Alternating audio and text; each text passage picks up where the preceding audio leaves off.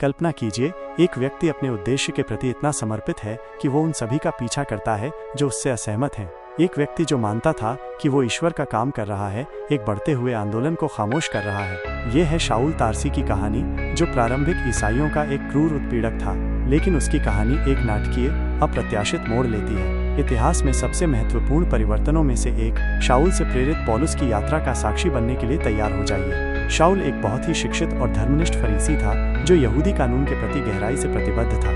उसने ईसाई धर्म के नवोदित आंदोलन को एक खतरनाक विधर्म, अपने द्वारा पोषित परंपराओं के लिए खतरा माना। प्रेरितों के काम की पुस्तक स्पष्ट रूप से इस नए विश्वास को समाप्त करने के उनके उत्साहपूर्ण प्रयासों का वर्णन करती है। वह केवल एक निष्क्रिय पर्यवेक्षक नहीं था।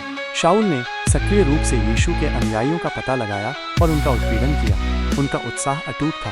उन्होंने ईसाइयों को गिरफ्तार करने और उन्हें यरूशलेम वापस लाने के लिए अधिकार के पत्र प्राप्त किए। शाऊल एक मिशन पर था और उसका मिशन यीशु के नाम को चुप कराना था, लेकिन नियति की एक अलग योजना थी। जैसे ही शाऊल दमिश्क के निकट पहुंचा, अचानक एक तेज, चमकदार प्रकाश आकाश से उसके चारों ओर चमक उठा। वो जमीन पर गिर पड़ा और एक आवाज गूंजी, शाऊल शाऊल, तू मुझे क्यों सताता है? कांपते हुए और चकित होकर शाऊल ने पूछा, प्रभु तू कौन है? आवाज ने उत्तर दिया, मैं यीशु हूँ जिसे तू सताता है। ये मुठभेड़ केवल एक दृष्टि नहीं थी, ये एक सीधा, निर्विवाद हस्तक्षेप था। जिस यीशु का वह लड़ रहा था, उसने स्वयं को एक शक्तिशाली और परिवर्तनकारी तरीके से प्रकट किया। यीशु ने शाऊल को दमिश्क जाने और आगे के निर्देशों की प्रतीक्षा करने का निर्देश दिया। जब शाऊल जमीन से उठा तो वह अंधा हो गया था। उसके साथियों को उसे हाथ से शहर में ले जाना पड़ा।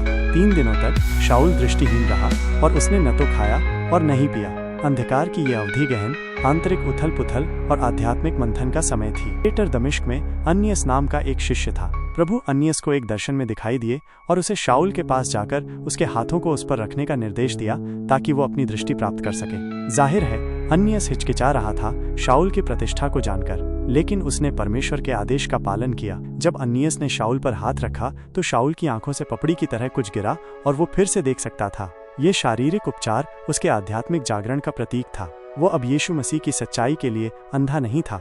परिवर्तन पूरा हो गया था।